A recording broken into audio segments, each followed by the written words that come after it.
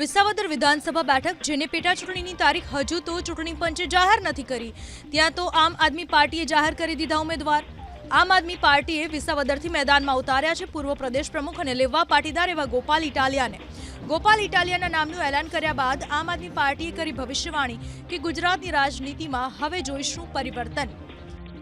વિસાવદરના ખેડૂતો, વિસાવદરના નાગરિકો માટે એક બહુ ખૂબ મોટો મોકો અને એક તક આ બુલંદ અવાજને વિધાનસભા પહોંચાડવા માટેની છે।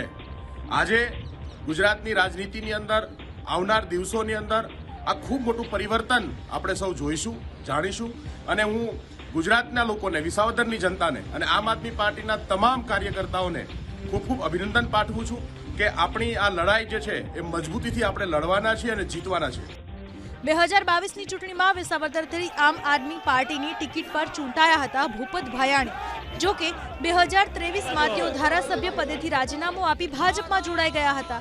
આમ વિસાવદર બેઠક ખાલી પડી હતી, પરંતુ પેટા ચૂંટણી નહોતી યોજાઈ કેમ કે ભાજપના ઉમેદવાર હર્ષદ રીબડિયાએ ભૂપત ભાયાણીની જીતને કોર્ટમાં પડકારી હતી। હર્ષદ રીબડિયાએ કોર્ટમાં કરેલી અરજી પરત ખેંચી લેતા પેટા ચૂંટણીનો માર્ગ મોકળો થયો છે। આમ આદમી પાર્ટીએ ગોપાલ ઇટાલિયાને ઉમેદવાર જાહેર કરતા ભૂપત ભાયાણીએ પણ ચૂંટણી લડવાની વ્યક્ત કરી ઈચ્છા। કહ્યું, જો ભાજપ ટિકિટ આપશે તો ચૂંટણી લડવા તૈયાર છું।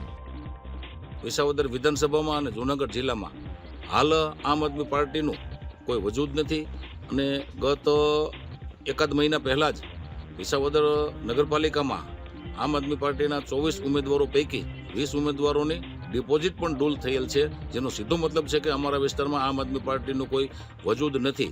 જે તે વખતે આમ આદમી પાર્ટીમાં અમો હતા, એના કારણે જીત મળેલી હતી, ત્યારે ભારતીય જનતા પાર્ટી કોઈ પણ ઉમેદવાર મૂકે અથવા તો અમને મેદાનમાં ઉતારે તો અમે જીતવા માટે સક્ષમ છીએ અને ચૂંટણી લડવાની અમારી સંપૂર્ણ તૈયારી છે।